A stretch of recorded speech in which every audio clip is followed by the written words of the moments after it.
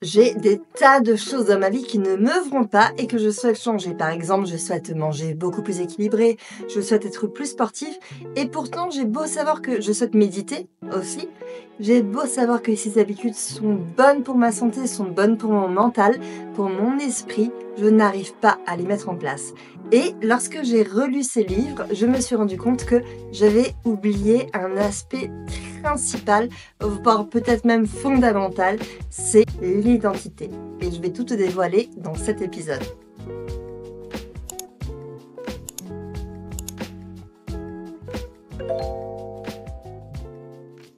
Alors aujourd'hui, on va parler d'un concept hyper puissant tiré du livre Atomic Habits, un œil peut tout changer de James Clear.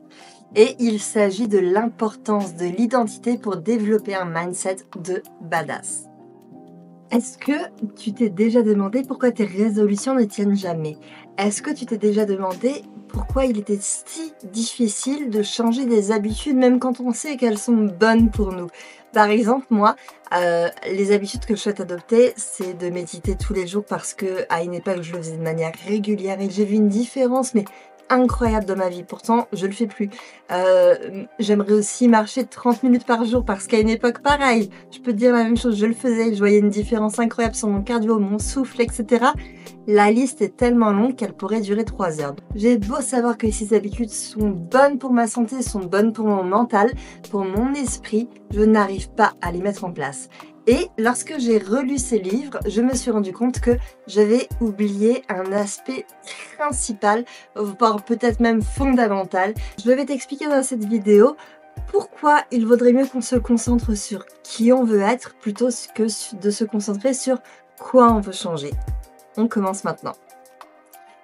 Car en réalité, si tu veux changer quelque chose dans ta vie, si tu veux changer des habitudes qui sont profondément ancrées, eh bien généralement on a tendance à se concentrer sur ce qu'on veut changer. Or, on devrait se concentrer sur ce qu'on veut devenir. Changer le quoi en qui. Qui est-ce que je veux devenir au lieu de qu'est-ce que je veux changer. Quelles sont les habitudes que je veux enlever. De manière générale, quand on veut adopter une nouvelle habitude, on va plutôt avoir tendance à se concentrer sur les résultats. Je veux manger plus équilibré, je veux méditer, je veux arrêter de fumer, je veux perdre 10 kilos. Or, selon James Clear, ces approches sont vouées à l'échec parce qu'elles ne changent pas notre identité, elles ne changent pas qui nous sommes. Dans son livre, James Clear nous explique qu'on a tendance à se saboter nous-mêmes. Par exemple, imagine, alors là je vais te lire l'extrait, tac. Imaginez 2 personnes qui résistent à l'envie de fumer. Lorsqu'on leur propose une cigarette, la première personne dit « Non merci, j'essaie d'arrêter de fumer ». Cela semble être une réponse raisonnable, mais cette personne croit toujours être un fumeur qui tente de s'arrêter. Elle espère que son comportement changera même si elle conserve les mêmes croyances. La deuxième personne refuse en disant « Non merci, je ne fume pas ». C'est légèrement différent, mais cette déclaration indique un changement d'identité. Fumer ne fait pas partie de sa vie. Donc l'idée, c'est de se concentrer sur qui tu veux devenir plutôt que de se concentrer sur ce que tu vas accomplir. Je sais que ça a l'air d'être un détail, mais par exemple, lorsque j'ai débuté l'écriture, je n'arrivais pas à me considérer comme une autrice. Parce que pour moi, les auteurs, les autrices, ce sont les gens qui ont publié un roman. Et je n'arrivais pas à avancer dans la rédaction de mon roman. Je te rappelle que j'en ai publié 2. Eh bien, j'ai fait un énorme travail sur mon identité, un énorme travail sur mon mindset. Et un jour, c'est d'ailleurs à ce moment que j'ai créé mon compte Instagram, Dinatose.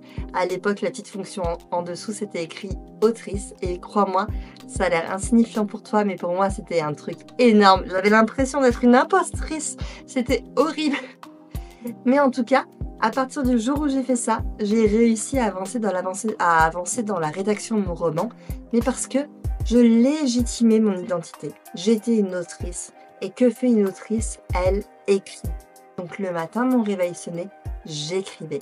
Et la question ne se posait pas de est-ce que je suis légitime pour écrire ou pas légitime, le syndrome de l'imposteur ou quoi que ce soit, puisque j'étais autrice. À partir du moment où tu écris, tu es un auteur. À partir du moment où tu fais du sport, tu es un sportif. C'est comme ça. Et en réalité, dans son livre, James Clear appelle cela les votes pour ton identité. Imagine simplement les votes d'une élection présidentielle. chaque vote va avoir une incidence pour le résultat final. Et bien chaque action que tu vas prendre dans ta vie va faire en sorte de te rapprocher de la personne que tu souhaites devenir et que tu es déjà dans ta tête, car je te rappelle que tu l'incarnes déjà. J'ai lu ce livre lorsque j'étais en train d'arrêter le sucre, de réduire drastiquement ma consommation de sucre dans ma vie. Et il a vraiment été un game changer à ce sujet. Car à chaque fois que je m'apprêtais à manger quelque chose, je me demandais que ferait une personne qui mange sainement. Est-ce qu'elle irait commander un donneur ou est-ce qu'elle se ferait elle-même un petit plat avec les légumes qui traînent dans le bac de son frigo? Tu as la réponse. Eh bien, c'est ça. En fait, si je me disais je mange sainement, j'aurais tendance à me dire ok, je vais prendre un donneur et ce soir je mangerai sainement. Alors que lorsque je me demande que ferait une personne qui mange sainement, clairement la réponse du donneur ne fait pas partie de la liste. Donc l'idée, c'est de se concentrer sur qui tu veux devenir.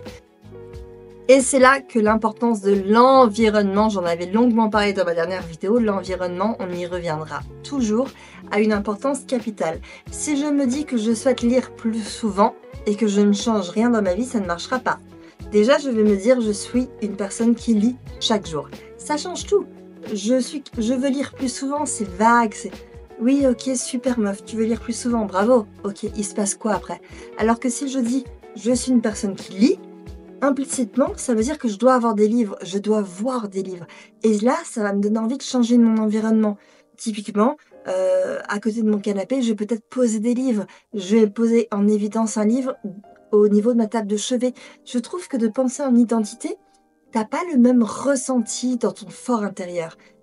Peut-être que ça ne fait écho que chez moi, mais en tout cas, je trouve que cette façon de voir les choses est hyper puissante. Je te donne un autre exemple. Généralement, on va prendre des bonnes résolutions, c'est bientôt la rentrée, on va certainement prendre des résolutions en se disant allez, cette année, je parle de rentrée scolaire, je vais aller 3 fois par semaine à la gym. Eh bien, selon James Clear, c'est une erreur de penser comme ça et le fait de penser ainsi va faire en sorte que tu ne vas pas réussir à aller 3 fois par semaine à la gym. Alors que si tu penses en termes d'identité, si tu te dis je suis une personne active, le sport fait partie de ma vie, eh bien chaque décision que tu vas prendre de ta vie, tu vas te demander que ferait une personne active. Lorsque tu arriveras en bas de ton immeuble et que tu seras devant l'ascenseur, tu te demanderas que ferait une personne active. Elle prendra les escaliers au lieu de prendre l'ascenseur. Et ainsi de suite. Lorsque tu voudras prendre ta voiture pour aller chercher les croissants dimanche matin à ta boulangerie qui est à 1 km, tu te demanderas que ferait une personne active. Je suis une personne active, alors qu'est-ce que je fais? Je vais prendre mon vélo, je vais y aller à pied, je ne vais certainement pas prendre la voiture. Une personne active, une personne sportive ne ferait jamais ça. Est-ce que tu comprends la différence entre vouloir et être? Et je trouve que voir les choses de cette manière, voir les choses en termes d'identité au lieu d'action, ça aide énormément à vaincre le syndrome de l'imposteur. Le syndrome de l'imposteur, c'est cette petite voix dans ta tête qui te dit que tu n'es pas assez, pas suffisant, que les autres sont meilleurs que toi. Pourquoi tu te lances dans ce projet? Tu mets de l'argent en jeu alors que ta famille en a besoin. C'est ça le syndrome de l'imposteur. Tu es un imposteur parce que tu n'es pas encore. Les imposteurs, c'est ceux qui se font passer pour. Mais si tu incarnes le fait d'être sportif, si tu incarnes le fait d'être auteur, si tu incarnes le fait d'être une personne en bonne santé, ça change la donne. Parce que d'un coup, tu n'es pas un imposteur puisque tu es. Tu l'es. Alors pour clôturer cette vidéo, je vais te proposer un petit exercice. Tu prends une feuille, un stylo, même si je sais que tu vas pas le faire, tu vas le faire dans ta tête, mais c'est pas grave, ça marche quand même. Et tu vas te demander quelle habitude tu souhaiterais adopter dans ta vie. Tu écris ton habitude, par exemple, j'aimerais lire plus souvent. Ok, ça c'est ton habitude. Maintenant, je vais te demander de la switcher en une identité. Donc, tu vas passer de j'aimerais lire plus souvent à je suis une personne qui lit souvent. Et puis quand tu souhaites mettre en place une nouvelle habitude, quelque chose que je trouve super, surtout au début évidemment, moi je ne conseille pas de le garder tout le temps parce qu'après ça fait presque trop rigoureux et ça ne me plaît pas. Mais si tu as une habitude que tu souhaites mettre en place qui pour toi est sincèrement saine et où tu sais qu'elle va t'apporter du bien à ton mental, à ton corps, etc., c'est d'utiliser le tracker d'habitude. D'ailleurs, je propose un tracker sur mon blog. Si tu veux le recevoir gratuitement, je t'invite à commenter cette vidéo en écrivant tracker ou qu'importe ce que tu veux écrire, et je te l'enverrai. Le tracker d'habitude, ça consiste chaque jour à colorier l'habitude que tu souhaites adopter. Et c'est très motivant parce que, à force de le faire, si je lis chaque jour, eh bien, je colorie. Et puis, t'as pas envie de casser cette chaîne. Donc du coup, tu t'obliges, entre guillemets, à lire pour pouvoir colorier tes petites cases. Et puis finalement, bien, au fin du mois, tu as cette belle boucle toute coloriée et tu te vois comme une personne lectrice ou tu te vois comme une personne qui prend soin de soi, qui fait du sport, qui médite, qui mange équilibré, etc. Dis donc, le tracker d'habitude, c'est super quand tu souhaites mettre en place de nouvelles habitudes car tu t'en souviens. Tu peux aussi laisser des post-it sur ton miroir, etc. Là, je fais référence à la vidéo quand je voulais arrêter le café. Ceux qui me suivent sur Instagram se rappellent certainement le bois du matcha. Pour la petite histoire, je souhaitais arrêter le café parce que le café, je suis de nature anxieuse et j'avais remarqué que ça me crée des angoisses. Quand je bois trop de café, alors trop, c'est 2 cafés par jour, j'ai tendance à ressentir une boule au niveau du plexus et je voulais vraiment arrêter le café pour boire du matcha à la place. Eh bien, j'ai fait des rappels visuels sur ma machine à café. J'ai collé un post-it bois du matcha. Là où je range mes tasses, j'ai collé des post-it sous chaque tasse bois du matcha. Parce que c'est plus facile de me faire un café que de faire du matcha. Pour faire un café, j'ai juste à mettre ma tasse, appuyer sur poup, et puis le café coule tout seul. Que le matcha, je dois sortir la petite conserve, une cuillère, je dois faire bouillir de l'eau, fouetter, je dois mettre mon lait à chauffer, le mousser parce que je préfère quand il y a de la mousse, c'est beaucoup plus long. Donc ces rappels visuels m'ont vraiment aidé à changer d'habitude. Évidemment, je me sens obligée de terminer cette vidéo en disant qu'on a beau vouloir adopter de nouvelles habitudes dans notre vie, c'est évident qu'on ne va pas se fustiger si on n'y arrive pas. Si je souhaite manger équilibré, évidemment que je peux manger des donneurs, à condition de ne pas les manger tous les jours, c'est tout. Mais on n'a qu'une vie, elle est déjà assez difficile par moment, on va éviter de se mettre nous-mêmes des obstacles. Le but de cette vidéo, c'est de te donner une clé peut-être à laquelle tu n'aurais pas pensé, cette clé identitaire au lieu de cette clé du comportement, des habitudes. Si ça peut t'aider, j'en suis ravie, mais n'oublie pas, le mot-clé de cette chaîne, c'est bienveillance. Bienveillance envers toi-même. Donc, pour résumer cette vidéo, tu sais que j'adore faire des résumés. On se concentre sur l'identité et pas sur les résultats. Chaque action, imagine que chaque action est comme un vote pour le type de personne que tu souhaites devenir. La constance, c'est la clé. Et pour devenir constant, moi, je t'invite à télécharger mon tracker d'habitude qui est gratuit sur mon blog. Commande tracker en commentaire et je te l'enverrai. Voilà.